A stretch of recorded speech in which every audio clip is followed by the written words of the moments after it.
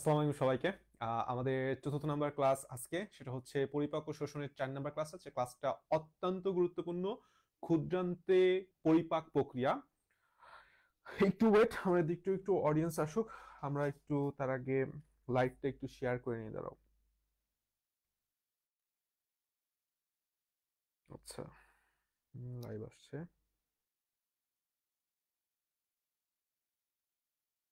Okay, let's go.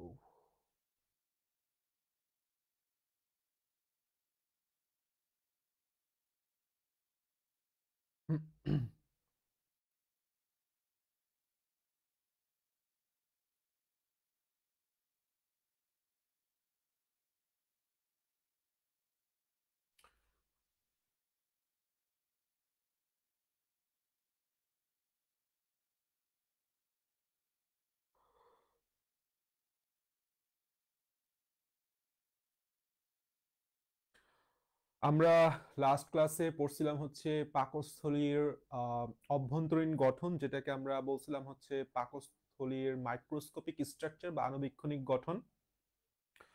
আর আজকে আমরা এছাড়া তুরা, ওয়ালাইকুম আসসালাম ভাইয়া, ওয়ালাইকুম আসসালাম, থ্যাংক ইউ ভেরি মাচ। আমরা এর পরেও পড়ছিলাম হচ্ছে আমাদের পাকস্থলীতে যান্ত্রিক পরিপাক এবং রাসায়নিক পরিপাক। রাসায়নিক পরিপাকটা বলেছিলাম যে আমাদের সিকিউ এর জন্য খুবই খুবই ইম্পর্টেন্ট। আচ্ছা, আশা করি শব্দ শোনা যাচ্ছে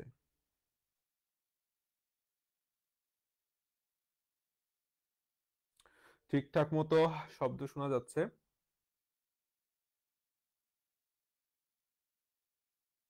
ঘটনা হচ্ছে এর পরবর্তীতে ওকে, রবিউল, ওয়ালাইকুম আসসালাম ভাইয়া, থ্যাংক ইউ ভেরি মাচ।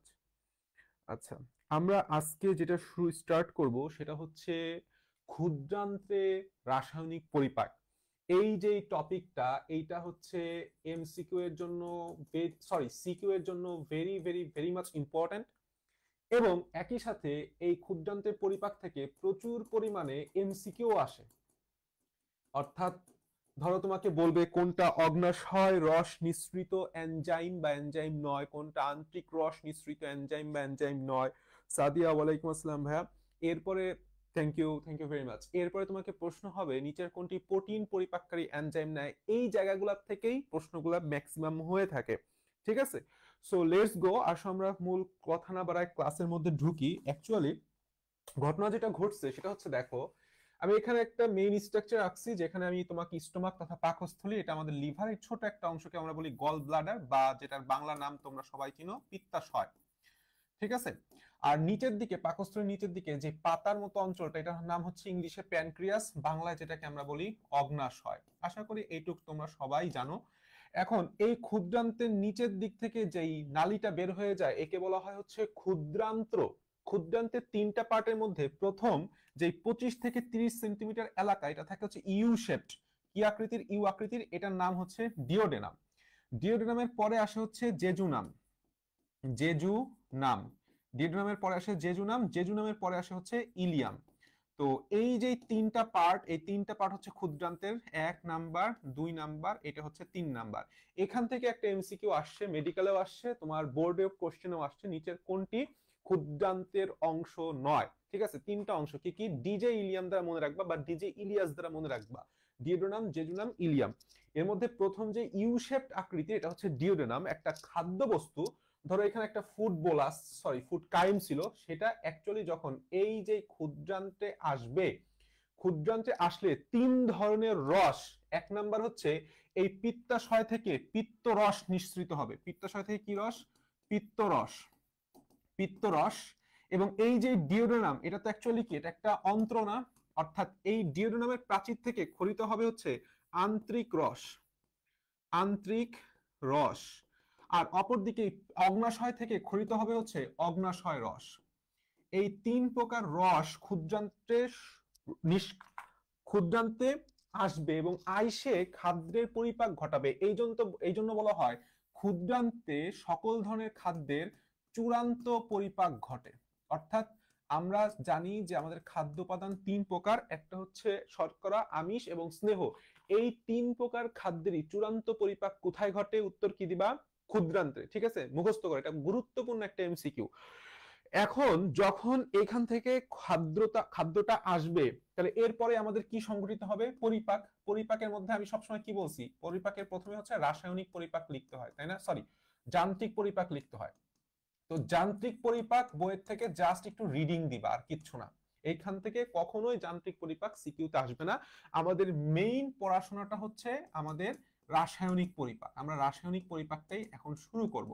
তার আগে আমি বললাম, অলরেডি তোমরা জানো যে আমাদের যে খাদ্যগুলা খাই এটা হচ্ছে জটিল শর্করা বা পলিস্যাকারাইড, তাই না? এটাকে সরল শর্করা বা গ্লুকোজ, ফ্রুক্টোজ, ম্যানোজ এইভাবে মনোস্যাকারাইডে পরিণত হয়। আবার আমরা যে প্রোটিন গুলা খাই, এই প্রোটিন গুলা বললাম জটিল প্রোটিন, এটাকে ভাঙলে পলিপেপটাইড পাওয়া যায়। পলিপেপটাইডকে ভাঙলে তুমি হচ্ছে সরল পেপটাইড, যেমন ডাইপেপটাইড, ট্রাইপেপটাইড, অ্যামাইনো অ্যাসিড, এগুলি বই পড়লে তুমি বুঝতে পারবে, আমিও বুঝাই দিব, সমস্যা নাই। অনুরূপ ভাবে আমি তোমাকে কোষ রসায়নের সময় পড়াইছি যে লিপিড ইজ ইকুয়াল টু কি? ফ্যাটি অ্যাসিডের গ্লিসারল এস্টার। এই কথাগুলো মাথায় রাখো, কাজে লাগবে। যে একটা ফ্যাটি অ্যাসিড, একটা লিপিডকে ভাঙলে আমি ফ্যাটি অ্যাসিড এবং গ্লিসারল পাবো। তো আসো, যখন একটা খাদ্য, একটা জিনিস মাথায় রাখবা, এই পিত্তাশয় থেকে যে পিত্তরস ক্ষরিত হয়, এই পিত্তরসে কোনো এনজাইম থাকে না, কোনো এনজাইম নাই। এটা very very very much important. তাহলে পিত্তরস আসলে কি? একটা অত্যন্ত ক্ষারীয় তরল পদার্থ, এই জিনিসটা মাথায় রাখবো, অত্যন্ত ক্ষারীয়। কি জিনিস? অত্যন্ত ক্ষারীয়। এবং পিএইচ, এই পিত্তরসে কোনো ধরনের এনজাইম নাই। এনজাইম না থাকলেও, এনজাইম নাই কিন্তু এরপরেও সে পরিপাক প্রক্রিয়ায় ভূমিকা রাখে। কিভাবে রাখে আমরা দেখব। সো লেটস গো, আমরা চলে যাই আস্তে আস্তে। সেটা হচ্ছে ক্ষুদ্রান্তে রাসায়নিক পরিপাক। রাসায়নিক পরিপাকের প্রথমেই আমরা পড়ব হচ্ছে শর্করা পরিপাক। ক্ষুদ্রান্তে কিভাবে শর্করা পরিপাক হয়। প্রত্যেকটা পরিপাক এর আন্ডারে আমাদের আবার দুইটা কথা থাকবে। কয়টা কথা? দুইটা কথা। সেটা হচ্ছে, দুইটা কথার এক নম্বর কথা হচ্ছে আমাদের অগ্নাশয় রস। এই অগ্নাশয় রসের যে এনজাইম গুলা আছে, সেই এনজাইম গুলা কি কাজ করে, কি কি পরিপাক ঘটায়। আর আন্তরিক রস, এই আন্তরিক রসে যে এনজাইম গুলো আছে সেটা কিভাবে পরিপাক ঘটায়।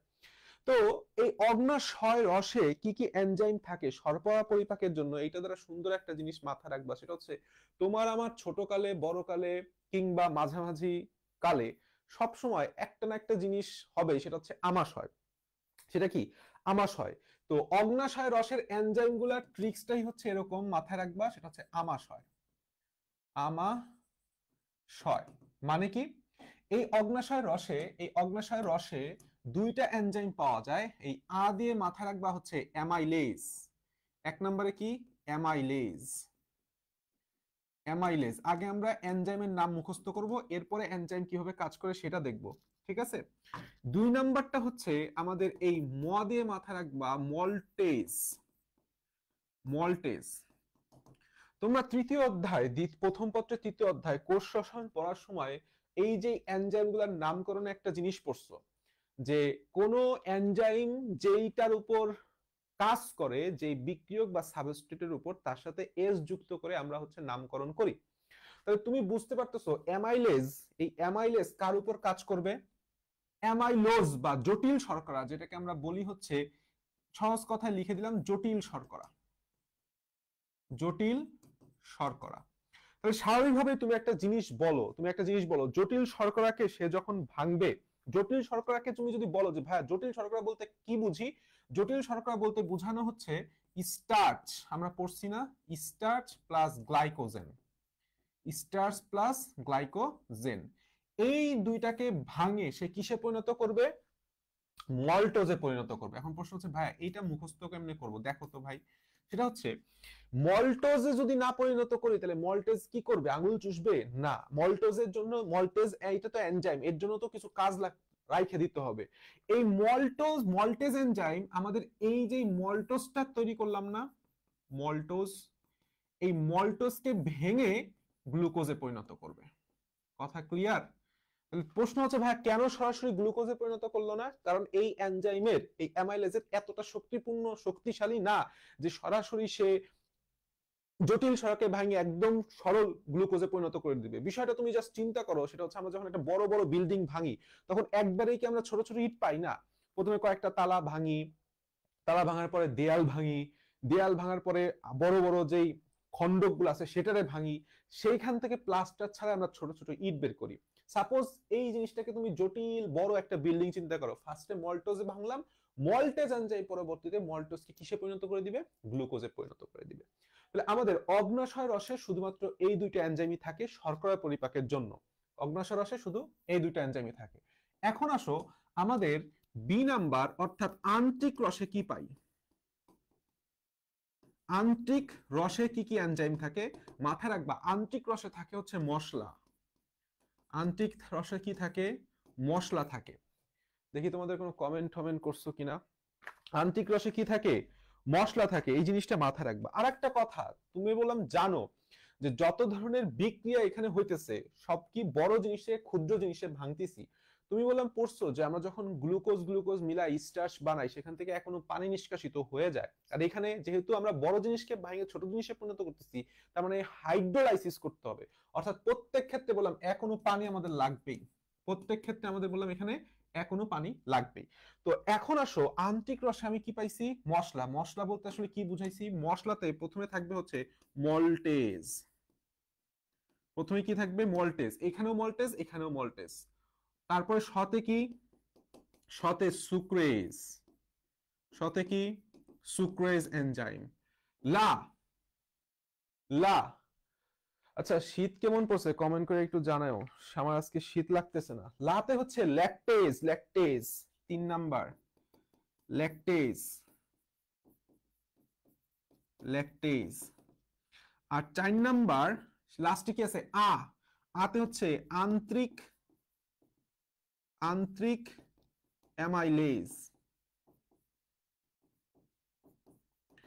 আদি আর একটা কথা আছে 5 নম্বরে, সেটা হচ্ছে আইসোমল্টেজ,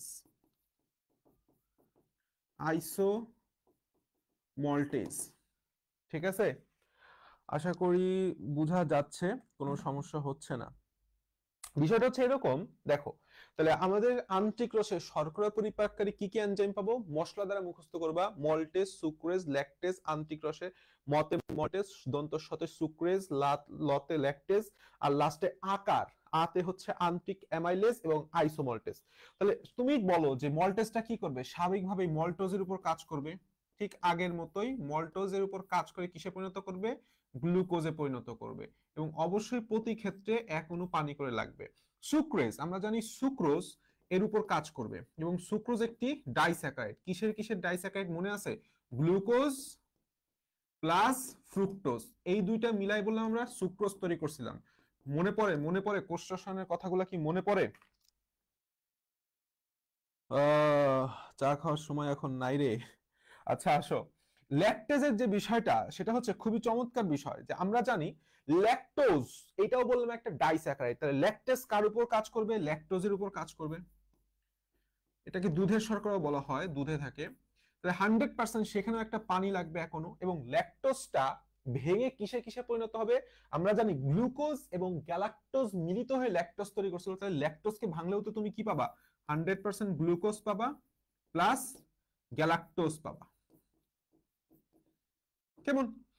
এখন আন্ত্রিক অ্যামাইলেজ যেটা, এটা একটা মজার বলা যায়, মানে কি বলবো, এনজাইম বলা যায়, কারণ এই আন্ত্রিক অ্যামাইলেজ আমাদের যে অগ্নাশয় রসের অ্যামাইলেজের চাইতে একটু আলাদা, অগ্নাশয় রসের অ্যামাইলেজের চাইতে একটু আলাদা। তোমরা একটু কমেন্ট টমেন্ট কইরো বাইচে সেচে আসো কিনা, দেখি কমেন্ট পড়ি।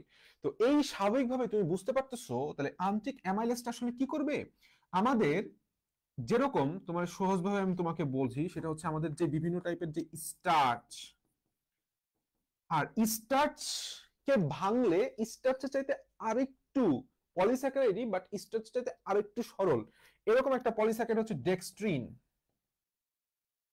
ডেক্সট্রিন, এই যে স্টার্চ বলো ডেক্সট্রিন বলো এদেরকে ভাঙলে তুমি স্বাভাবিকভাবেই, স্টার্চকে ভাঙলে আমরা কি পাবো, আগের মতোই জটিল শর্করাকে ভাঙলে আমরা কি পাবো, মল্টোজ পাবো, মল্টোজ। আর এই ডেক্সট্রিনকে যখন আমরা ভাঙি, ডেক্সট্রিনকে ভাঙলে আমরা দুইটা জিনিস পাই, একটা হচ্ছে ক্ষুদ্র ডেক্সট্রিন, অর্থাৎ ডেক্সট্রিনটাই বড় ছিল সেই জিনিসটাকে একটু ক্ষুদ্র ক্ষুদ্র পরিণত করছি, ক্ষুদ্র ডেক্সট্রিন, সাথে ছোট ছোট আরেকটা জিনিস পাই যেটার নাম হইতেছে মল্টোট্রায়োজ। এটা স্টার্চের ভাঙনের কারণেও তৈরি হয় অনেক ক্ষেত্রে, মল্টোট্রায়োজ। তিনটা যৌগ স্টার্চ এবং ডেক্সট্রিনের উপর কাজ করবে কে? আন্ত্রিক অ্যামাইলেজ। সে কাজ করে কিসে কিসে পরিণত করবে? একটা হচ্ছে মল্টোজ, ক্ষুদ্র ডেক্সট্রিন, আর একটা হচ্ছে মল্টোট্রায়োজ। আচ্ছা, আর একটা গুরুত্বপূর্ণ কথা তোমাদের একটু বলি, সেটা হচ্ছে তোমরা বললাম নিজেদের যেই কলেজের যেই কারিকুলামটা আছে সেটা হাফ ইয়ারলি সামনে আছে, অনেক ক্ষেত্রে তোমার ফাইনাল ইয়ারও সামনে আছে, সেটার জন্য তুমি তোমার মতো করে পড়তে থাকো। আমার ক্লাসগুলো তোমাকে আবার রিভাইজ করতে কিংবা কোনো কিছু যদি বুঝে না থাকো, এটা পড়ে গেছো কিংবা এটা ঠিক মতো বুঝো নাই, সেই জিনিসটা তোমাকে হেল্প করবে, ঠিক আছে? তো আমারটাকে হচ্ছে তুমি সাবে রাখবা, কখনোই আমারটাকে তুমি ফাইনাল মানে মূল হিসেবে রাখো না, এটা তোমার কাজে লাগবে, তোমার ভালোর জন্য বললাম। আচ্ছা আসো, এখন আইসোমল্টেসটা কি? এমন আইসোমল্টেসটা হচ্ছে আইসোমল্টোজের উপর কাজ করবে, আইসোমল্টোজের উপর কাজ করবে। আইসোমল্টোজ লিখে নিয়ে দাঁড়াও, একটা সুন্দর যৌগ। আইসোমল্টোজ কেন সুন্দর যৌগ? আমি বললাম প্রত্যেক ক্ষেত্রেই পানি লাগবে, আমি বলতেছি প্রত্যেক ক্ষেত্রেই পানি লাগবে। আইসোমল্টোজ এই যে যৌগটা, এটা কেন সুন্দর যৌগ আমি তোমাকে বললাম, কারণ এই আইসোমল্টোজের মধ্যে অ্যাকচুয়ালি আইসোমল্টোজটাকে যৌগটাকে যদি আমি একটু সুন্দর করে ভাঙে লিখি, দেখতে অনেকটা এরকম লাগবে। এটা হচ্ছে মল্টোজ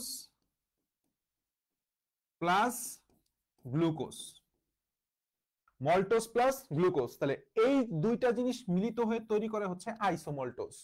তাহলে আইসোমল্টোজের উপর কে কাজ করবে? আইসোমল্টেজ। তাহলে কিসে পরিণত করবে? 100%। একটা হবে মল্টোজ, আর একটা কি হবে? ঠিক এইটা, এইটা গ্লুকোজ। বুঝাইতে পারছি কি? আশা করি বুঝাইতে পারছি, ঠিক আছে? কোনো সমস্যা আছে কিনা জানাও। তাহলে আমাদের বললাম ক্ষুদ্রান্তে শর্করা পরিপাকটা শেষ হয়ে গেছে। শর্করা পরিপাক নিয়ে কারো কোনো প্রশ্ন থাকলে আমাকে জানাও। অলরেডি তোমরা এই অধ্যায় পড়ছো আমি জানি, সেখান থেকে বেশি কিছু পেঁচাল পেরে লাভ নাই। আচ্ছা, তাহলে আসো আমরা শর্করা পরিপাকের পরে চলে আসি, সেটা হচ্ছে আমাদের 2 নাম্বার যে পরিপাকটা, সেটা হচ্ছে আমাদের কি বলবো, প্রোটিন পরিপাক। One of the most most most important 2 number যে পরিপাকটা, সেটা হচ্ছে আমাদের প্রোটিন পরিপাক। প্রোটিন পরিপাক। তো এই প্রোটিন পরিপাকটা আমাদের খুবই খুবই খুবই খুবই ইম্পর্টেন্ট, ঠিক আছে? খুবই ইম্পর্টেন্ট কেন বললাম, এই প্রোটিন পরিপাক টপিকটা আমাদের সিকিউতে প্রচুর পরিমাণে দেয়, এবং এখান থেকে এমসিকিউ প্রশ্ন আসে। কি এমসিকিউ প্রশ্ন আসে আমি তোমাকে বলতেছি, চলো। প্রোটিন পরিপাকে তাহলে আমি কি লিখবো প্রথমেই, সেটা হচ্ছে অগ্নাশয় রস। অগ্নাশয় রসে কি কি এনজাইম থাকে? আমি প্রথমে একটানা লিখবো, তারপরে তুমি এমনি মুখস্থ হয়ে যাবে, দেখো আমার সাথে সাথে লিখে ফেলো। সেটা হচ্ছে 1 number trypsin, trypsin. 2 number chymotrypsin. 3 number carboxy, carboxypeptidase. 4 number amino, 4 number yes sucrose. Enzyme গুলা মনে রাখবো কিভাবে ভাই? এনজাইম গুলার আমি তো তোমাকে জাস্ট টেকনিকটা বললামই, সেটা হচ্ছে যখন শর্করা পরিপাকে অগ্নাশয় রসে থাকবে হচ্ছে আমাশয়, আন্তরিক রসে থাকবে হচ্ছে মশলা, ঠিক আছে? তার মানে এনজাইম গুলার নাম তোমার হয়ে যেতেছে, আর এটার নামও মুখস্থ করে দিচ্ছি, সমস্যা নাই। Aminopeptidase, peptidase. এরপরে 5 নাম্বার ডাইপেপটাইডেজ। এরপরে 6 number tripeptidase, tripeptidase. 7 number collagenase, collagenase. 8 number elastase. এই 8টা প্রোটিন পরিপাককারী এনজাইম থাকে হচ্ছে আমাদের অগ্নাশয় রসের মধ্যে, ঠিক আছে? তো এখন দেখো আমার দিক তাকায় তুমি বলো, সেটা হচ্ছে টিপসিন, কাইমোটিপসিন, কার্বক্সিপেপটাইডেজ, অ্যামাইনোপেপটাইডেজ, ডাইপেপটাইডেজ, ট্রাইপেপটাইডেজ, কোলাজিনেস, ইলাস্টেস। টিপসিন, কাইমোটিপসিন। টিপসিনের সাথে মনে রাখবে একটা জিনিস ফার্স্টে মুখস্থ করো, টিপসিন। টিপসিনের সাথে মিলায় মনে রাখো কাইমোটিপসিন। কাইমোটিপসিনের ক দিয়ে মনে রাখবা কার্বক্সিপেপটাইডেস। এরপরে দেখো নামগুলা সেম, অ্যামাইনোপেপটাইডেস, ডাইপেপটাইডেস, ট্রাইপেপটাইডেস। লাস্টের দুইটা কি আছে? কোলাজিনেস, ইলাস্টেস। কোলাজিনেস, ইলাস্টেস মুখস্থ হয়ে যাবে, 2-3 বার বলো আমার সাথে। টিপসিন, কাইমোটিপসিন, কার্বক্সিপেপটাইডেস, অ্যামাইনোপেপটাইডেস, ডাইপেপটাইডেস, ট্রাইপেপটাইডেস, কোলাজিনেস, ইলাস্টেস। এখন আসো, তার মানে এই যে নিচের এইখান থেকে একটা গুরুত্বপূর্ণ এমসিকিউ প্রশ্ন দেয়, সেটা হচ্ছে নিচের কোনটি প্রোটিন পরিপাককারী এনজাইম বা এনজাইম নয়। এর মধ্যে এই যে টিপসিনটা, এটা বহুবার, একবার মেডিকেলে আসছে, একবার ডেন্টালে আসছে, এবং বহুবার বোর্ডে আসছে। নিচের কোনটি প্রোটিন পরিপাককারী এনজাইম? অলরেডি যারা এই অধ্যায় পরীক্ষা দিয়ে দিছো, হাফ ইয়ারলি হয়ে গেছে অনেক কলেজেই, তোমরা এই কোশ্চেনটা পাবা আশা করি, ঠিক আছে? আশা করি এই কোশ্চেনটা তুমি পাবা। এখন তাহলে স্বাভাবিকভাবেই এই টিপসিন কার উপর কাজ করবে? কথা আছে, একটা কথা আছে, সেই কথাটাকে আমি তোমাকে একটু বুঝাই। সেটা হচ্ছে আমাদের যে অগ্নাশয় রস থেকে, ধরো এটা হচ্ছে আমার অগ্নাশয়, এটা হচ্ছে আমার অগ্নাশয়, অগ্নাশয় থেকে যে এনজাইমটা নিঃসৃত হয় তার নাম হচ্ছে ট্রিপসিনোজেন। ট্রিপসিনোজেন। এই ট্রিপসিনোজেন নামের শেষে কি আছে? জেন আছে। তাহলে জেন কি হবে? জেন থাকলে সেটা হবে ইনঅ্যাক্টিভ। এটা হচ্ছে একটা ইনঅ্যাক্টিভ এনজাইম।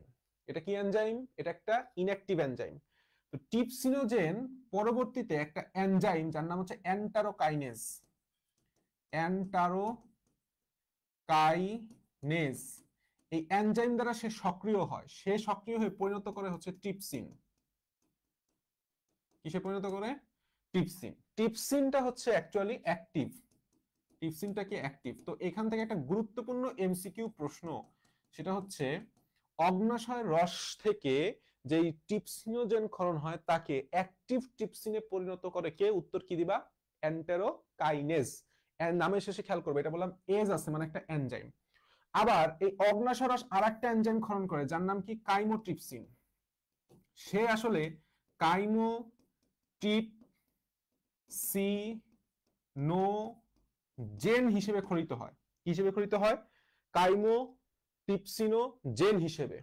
কিন্তু এই কাইমোট্রিপসিনোজেন পরবর্তীতে এই ট্রিপসিনের কার্যকারিতায় কাইমোট্রিপসিনে পরিণত হয়। মজা না? একটা একটাকে সক্রিয় করে ফেলায়, এরকম জিনিস কাইমোট্রিপসিনে সক্রিয় করে।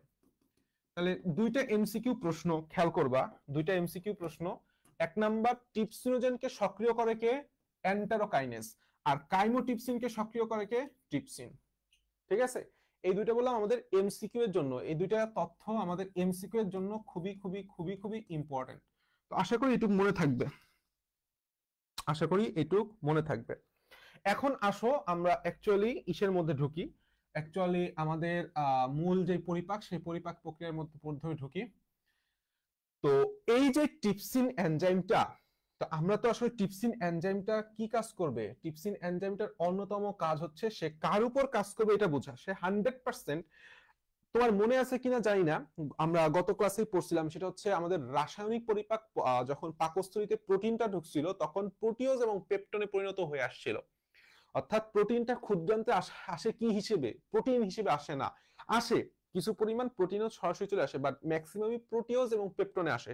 তাহলে এই ট্রিপসিনটা সর্বপ্রথম কাজ করবে হচ্ছে প্রোটিওজ, প্রোটিওজ এবং পেপটন। এখন এই দুইটা তো আসলে জটিল পলিস্যাকারাইড। প্রোটিওজ এবং পেপটনটা কি? জটিল পলিস্যাকারাইড বলতেছি, এটা হচ্ছে জটিল প্রোটিন। তো তুমি প্রোটিনকে একবারে ভাঙেই প্রোটিনের মনোমার অ্যামাইনো অ্যাসিডে তো পরিণত করতে পারবা না। তাহলে আমাকে কিসে পরিণত করতে হবে? ফার্স্ট অফ অল পলিপেপটাইডে পরিণত করতে হবে। তো সেম অ্যাজ দ্যাট, প্রোটিওজ এবং পেপটনকে এই ট্রিপসিন ভেঙে কিসে পরিণত করবে? পলিপেপটাইডে পরিণত করবে। তো এই জিনিসটাকে আমি মনে রাখি হচ্ছে 3P দিয়ে। 3P কি? প্রোটিওজের পি, পেপটনের পি, পলিপেপটাইডের পি। অর্থাৎ ট্রিপসিন, ট্রিপসিন টি ট্রিপল পি। অর্থাৎ ট্রিপসিন কি করবে? প্রোটিওজ এবং পেপটনের উপর পি এর উপর কাজ করে কিসে পরিণত করবে? সেটাও পি, পলিপেপটাইড। ট্রিপসিনের কাজ মুখস্থ থাকবে না, ট্রিপসিনের কাজ আশা করি মুখস্থ হবে না, হয়ে যাবে ইনশাআল্লাহ, ঠিক আছে? আচ্ছা আসো, এখন কাইমোট্রিপসিনের কাজও সেম। কাইমোটিপসিন কি করবে? কাইমোটিপসিনও বলবে না, টিপসিনের ছোট ভাই হচ্ছে কাইমোটিপসিন, বলবে বড় ভাই যেই কাজ করতেছে আমিও সেই কাজ করব। সেও এই প্রোটিওজ এবং পেপটিনের উপর কাজ করে পলিপেপটাইডে পরিণত করবে। তাহলে দুইটা কাজ শেষ। এখন আসো কার্বক্সিপেপটাইডেজের উপর। কার্বক্সিপেপটাইডেজ, ধরো কার্বক্সিপেপটাইডেজটা কি 100% পলিপেপটাইডের উপর কাজ করবে, যেহেতু উপরের দুইটা পলিপেপটাইডে ভাঙছে, এখন পলিপেপটাইডের উপর নিচের গুলা কাজ করবে এনজাইমগুলো। আস্তে আস্তে আমরা নিচের দিক যাই। তো ধরো এটা একটা পলিপেপটাইড, এটা একটা পলিপেপটাইড যৌগ,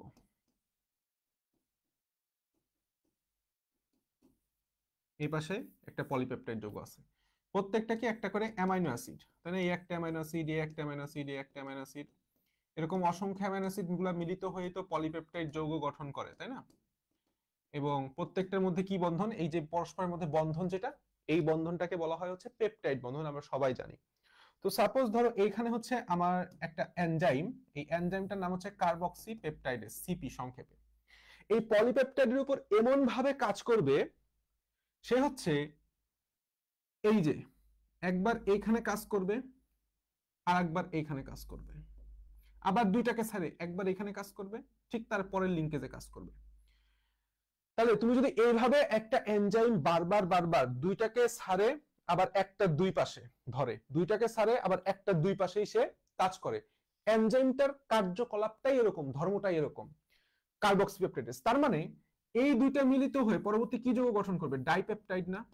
কারণ দুইটা অ্যামাইনো অ্যাসিড আছে, একটা অ্যামাইনো অ্যাসিড, একটা অ্যামাইনো অ্যাসিড, ডাইপেপটাইড যেটাকে আমরা বলি। ডাইপেপটাইড প্লাস এইটা তো শুধুমাত্র একটা অ্যামাইনো অ্যাসিড, মানে কি একটা করে অ্যামাইনো অ্যাসিড, একটা করে অ্যামাইনো অ্যাসিড। এই জন্যই বলা হয় এটা হচ্ছে প্রান্তীয় লিঙ্কেজের উপর কাজ করে একটা অ্যামাইনো অ্যাসিডকে পুরো আলাদা আর দুইটা অ্যামাইনো অ্যাসিডকে ভাগ করে। তাহলে অনুরূপভাবে পরবর্তীতে ডাইপেপটাইড আর একটা করে অ্যামাইনো অ্যাসিড সৃষ্টি হতে থাকবে। বোঝা গেছে? এই জন্যই বললাম লিখা, এই জন্যই এই জিনিসটা লিখা যে কার্বক্সিপেপটাইডেজ যেটা, সেইটা আমার এই পলিপেপটাইডের উপর কাজ করে, পলিপেপটাইডের উপর কাজ করে, পলিপেপটাইডের উপর কাজ করে কিসে পরিণত করে? ডাইপেপটাইড, ডাইপেপটাইড প্লাস একটা অ্যামাইনো অ্যাসিড। আমরা কি বুঝতে পারছি? আশা করি এই তথ্যটা আমাদের ভুল হবে না, আশা করি আমরা এই জিনিসটা বুঝতে পারছি। কেমন? তো আসো এই জিনিসটা একটু ছোট করে দেই, এটা ছোট করে তারপরে আমরা আস্তে আস্তে আস্তে আস্তে অন্য কিছুতে যাই। আচ্ছা, এটা উল্টা হয়ে গেছে, এটা ছোট করা যাবে না, এটা মুছে ফেলি। এখন আসো অ্যামাইনো পেপটাইডেজ। এই অ্যামাইনো পেপটাইডেজ খুবই স্ট্রং একটা এনজাইম, এবং নামের সাথে বুঝতে পারতেছো যে অ্যামিনো একটা নাম আছে আর পেপটাইডেজ, তাহলে পেপটাইডেজ যেহেতু নাম, কার উপর কাজ করবে? পলিপেপটাইডের উপর, পলিপেপটাইডের উপর, পলিপেপটাইডের উপর কাজ করে কিসে পরিণত করবে? এই যে অ্যামিনো, নামের আগে কি আছে? Amino acid. এরা সরাসরি পলিপেপটাইডটাকে ভেঙে অ্যামাইনো অ্যাসিডে পরিণত করতে পারে, অ্যামাইনো অ্যাসিডে পরিণত করতে পারে। ঠিক আছে? ওয়ালাইকুম আসসালাম ভাইয়া ঐশ্বরী, ওয়ালাইকুম আসসালাম নবুয়াত হাসান, ওয়ালাইকুম আসসালাম। আচ্ছা, ডাইপেপটাইডেজ, তাহলে আমাদের 3 নাম্বারটাও হয়ে গেল, 4 নাম্বারটাও হয়ে গেল। ডাইপেপটাইডেজটা কি করবে? কমন সেন্স কাজে লাগাও। ডাইপেপটাইডের উপর কাজ করবে, আমি বলতেছি নামের সাথে, এনজাইমের নামের সাথেই বললাম বিক্রিয়ক বা সাবস্ট্রেট গুলোর নামের মিল আছে, আসলে নামটাই তো ওখান থেকে আসে। তাহলে ডাইপেপটাইডের উপর কাজ করবে, ডাইপেপটাইড। তুমি একটা জিনিস চিন্তা করো, ধরো এখানে একটা অ্যামাইনো অ্যাসিড আছে আর এখানে একটা অ্যামাইনো অ্যাসিড আছে, এটা হচ্ছে কি একটা আমার ডাইপেপটাইড না? এটা একটা আমার ডাইপেপটাইড। উপরের দিকে আমি কি এনজাইম নিছি? উপরের দিকে আমি একটা এনজাইম নিছি, যে এনজাইমটার নাম হচ্ছে ডাইপেপটাইডেস। তো সে তো আর এই লিংকেজ ছাড়া আর কোনো লিংকই পাবে না, আর কোনো বন্ধই পাবে ভাঙার ফলে। তো ডাইপেপটাইডকে ভাঙিয়ে কিসে কিসে পরিণত করতেছে? এই একটা অ্যামাইনো অ্যাসিড, একটা অ্যামাইনো অ্যাসিড, অর্থাৎ অ্যামাইনো অ্যাসিডে পরিণত করতেছে। কিসে পরিণত করতেছে?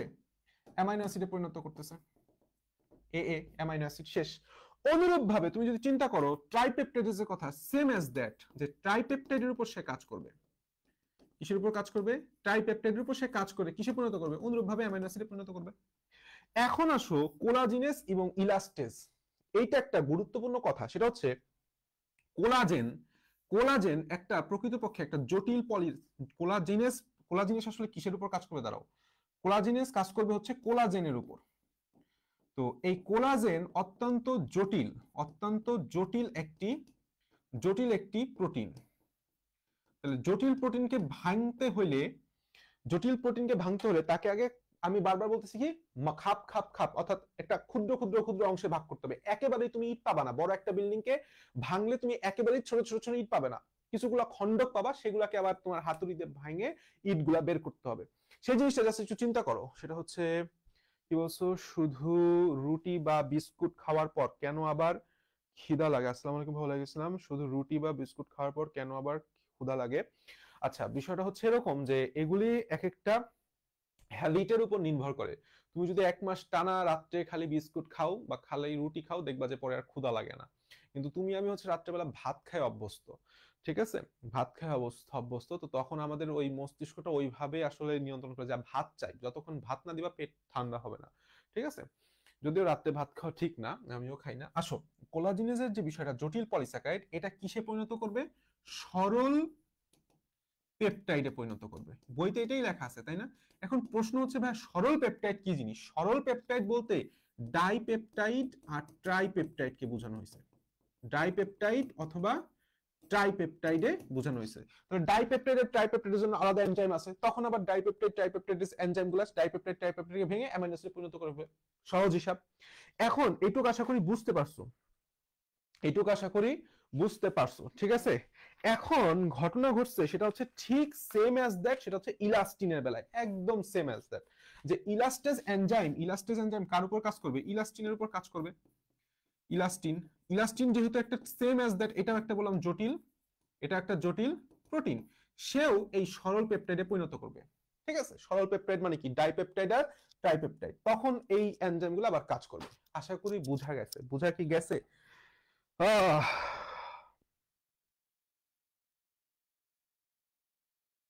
অনেকক্ষণ ব্যাক করলাম, আশা করি বুঝতে কোনো সমস্যা হয়নি। সমস্যা হয়েছে কি? সমস্যা হয়নি, আশা করা যায়। এখন আমরা জানলাম অগ্ন্যাশয় রসে কি কি প্রোটিন থাকে। এখন ঘটনাটা হচ্ছে বি নাম্বারে আসো। বি নাম্বারটা হচ্ছে কি আমাদের আন্ত্রিক রসে। বি নাম্বারটা কি আমাদের আন্ত্রিক রসে? আন্ত্রিক রসে কি কি এনজাইম থাকে? একটা এনজাইমই থাকে। শর্করা পরিপাককারী আন্ত্রিক রসে একটা এনজাইমই থাকে, যার নাম হচ্ছে অ্যামাইনো বা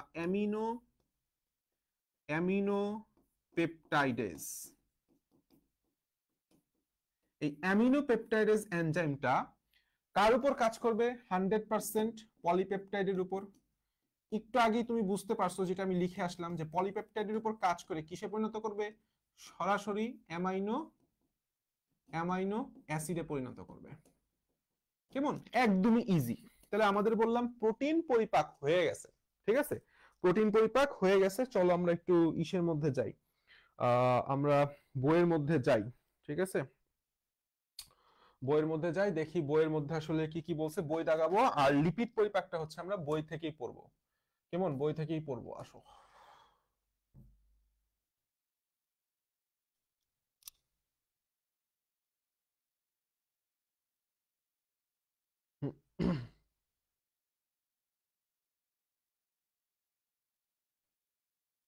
ঘটনা হচ্ছে ক্ষুদ্রান্তের যে দ্রব্যের পরিপাক, এখান থেকে একটা কথা লাগবে, সেটা হচ্ছে এই যে ডিওডেনাম, এই ডিওডেনামের কত সেন্টিমিটার দৈর্ঘ্য? 25 থেকে 30 সেন্টিমিটার লম্বা। এটা অলরেডি পড়ে ফেলছি। যান্ত্রিক পরিপাক, এটা আমি আগে বলছি কি দিব, খালি রিডিং পড়ব, খালি কি পড়ব? রিডিং পড়ব। আচ্ছা, এখান থেকে আর কিছু লাগবে না। রাসায়নিক পরিপাকটা সিকিউ এর জন্য খুবই ইম্পর্টেন্ট, রাসায়নিক পরিপাকটা খুবই ইম্পর্টেন্ট। আচ্ছা, এখন দেখো শর্করা পরিপাকের যে বিষয়, শর্করা পরিপাকটা আমি পড়ায় ফেলছি। এখান থেকে আমাদের আমিষ পরিপাক সহ সবটুকি পড়ানো হয়ে গেছে। আচ্ছা, এখান থেকে আর সেরকম কিছু নয়, আমাদের এই জায়গা থেকে শুরু হবে, সেটা হচ্ছে স্নেহ পরিপাক। দেখো, বিষয়টা হচ্ছে একটা মজার ঘটনা বলি, সেটা হচ্ছে স্নেহ পরিপাক করার জন্য আমাদের এনজাইমের সাথে সাথে আমরা যে পড়ছিলাম না, যে অ্যাকচুয়ালি আমাদের পিত্তরসে কোনো এনজাইম থাকে না, কিন্তু পিত্তরস বললাম আমাদের পরিপাকে অত্যন্ত গুরুত্বপূর্ণ ভূমিকা পালন করে। কেন গুরুত্বপূর্ণ এবং কিভাবে পালন করে? দেখো, পিত্তরস অত্যন্ত গুরুত্বপূর্ণ ভূমিকা পালন করে, কারণ পিত্তরসে কোনো এনজাইম থাকে না, কিন্তু পিত্তরস অনেক ধরনের ক্ষারীয় লবণ, যেরকম সোডিয়াম গ্লাইকোকোলেট, সোডিয়াম টরোকোলেট, অনুরূপভাবে পটাশিয়াম গ্লাইকোকোলেট এবং পটাশিয়াম টোরোকোলেট থাকে। এই যে লবণগুলা স্নেহ জাতীয় খাদ্যগুলাকে ভেঙে ক্ষুদ্র ক্ষুদ্র কণায় পরিণত করে, এই প্রক্রিয়াকে বলা হয় হচ্ছে অবদ্রবণ বা ইমালসিফিকেশন। তাহলে পিত্তরস কিভাবে আমাদের পরিপাকে সাহায্য করে? ইমালসিফিকেশনের মাধ্যমে। মানে এনজাইম গুলা লিপিডে বা স্নেহটাকে ডিরেক্ট অ্যাটাক করতে পারে না। ফার্স্ট অফ অল পিত্তরসটা আমাদের পিত্তরসের ক্ষারীয় লবণগুলো আমাদের লিপিডটাকে ভেঙে সাবানের ফেনা, ছোট ছোট ছোট ছোট যেরকম ফেনা থাকে সেরকম একটা দানায় পরিণত করে, এরপরে এনজাইম গুলা কাজ করে। ঠিক আছে? কি কি এনজাইম? অনুরূপ ভাবে ফার্স্ট অফ অল অগ্ন্যাশয় রসে কি কি এনজাইম থাকে জিনিসটা মাথায় রাখবা। তিনটা এনজাইম, তিনটা এনজাইম ফোকলা দিয়ে মনে রাখবা। ফোকলা, ফোকলা। ফতে কি? ফতে হচ্ছে ফসফোলাইপেজ, কতে কি? কোলেস্টেরল এস্টারেজ, লাতে কি? লাইপেজ। লিপিড পরিপাককারী অন্যতম একটা গুরুত্বপূর্ণ এনজাইম হচ্ছে লাইপেজ। লাইপেজ কি করবে? আমাদের যে লিপিড স্নেহকণা বা এটাকে বলা হয় ট্রাইগ্লিসারাইড। কি বলা হয়? ট্রাইগ্লিসারাইড। এই ট্রাইগ্লিসারাইডটাকে ভাঙলে আমরা কি পাবো? ফ্যাটি অ্যাসিড পাবো এবং গ্লিসারল পাবো। সবকিছুকেই লিপিডকে ভাঙলেই দুইটা জিনিস কমন, একটা হচ্ছে ফ্যাটি অ্যাসিড আর একটা হচ্ছে গ্লিসারল। অনুরূপ ভাবে তুমি যদি ফসফোলাইপেজ কার উপর কাজ করবে? ফসফোলিপিডের উপর। তাহলে যেহেতু সে একটা লিপিড, তাহলে 100% ফ্যাটি অ্যাসিড এবং গ্লিসারল পাবো, কিন্তু তার সাথে একটা ফসফেট গ্রুপ আছে যেটা কিসে পরিণত হবে? ফসফরিক অ্যাসিডে পরিণত হবে। খুবই সিম্পল। আচ্ছা, কোলেস্টেরল এস্টার কার উপর কাজ করবে? কোলেস্টেরল এস্টারের উপর কাজ করবে কোলেস্টেরল এস্টারেজ। কোলেস্টেরল এস্টারটা অ্যাকচুয়ালি কি?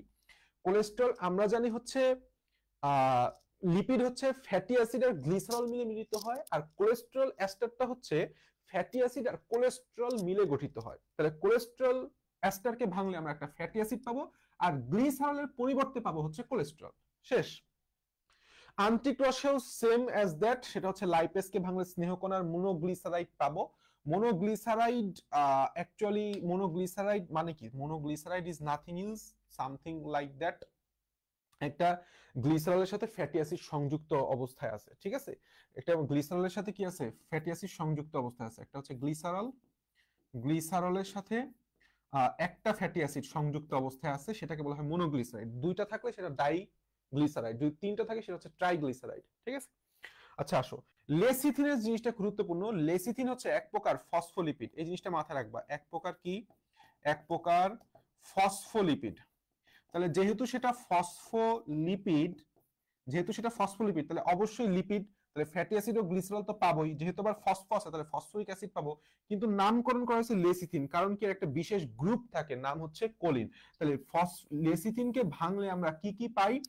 ফ্যাটি অ্যাসিড পাবো, গ্লিসারল পাবো, ফসফরিক অ্যাসিড পাবো, সাথে একটা কোলিন পাবো। এই জিনিসটা মাথায় রাখো, এটা আসে। আরেকটা যে এনজাইম থাকে, যে এনজাইমটার নাম হচ্ছে মনোগ্লিসারাইডেস। ওই যে আমরা মনোগ্লিসারাইডটা পাইছিলাম এখানে, এখানে এই যে মনোগ্লিসারাইডটা পাইছিলাম, এটারও তো ভাঙতে হবে। এটারও তো ভাঙে আমরা কিসে পরিণত হবে? গ্লিসারল আর ফ্যাটি অ্যাসিডে পরিণত করতে হবে। সেম অ্যাজ দ্যাট, দেখো মনোগ্লিসারাইডেসকে ভাঙে কিসে পরিণত করছে? ফ্যাটি অ্যাসিড এবং গ্লিসারলে পরিণত করছে। ঠিক আছে? আজকে এই পর্যন্তই। আমরা ইনশাআল্লাহ নেক্সট আবার যেদিন ক্লাসে আসব সেখান থেকে আমাদের বললাম পরিপাক প্রক্রিয়া হয়ে গেছে। এই অধ্যায়ের ফার্স্ট যেই টপিকটা ছিল, তিনটা টপিক, এই অধ্যায়ের তিনটা পার্ট আছে, তিনটা পার্টের ফার্স্ট পার্ট বলে আমরা পড়ে ফেলাইছি। আমরা ইনশাআল্লাহ নেক্সট ক্লাসে পরিপাক গ্রন্থি থেকে শুরু করব। ঠিক আছে? ততদিন পর্যন্ত বেস্ট অফ লাক।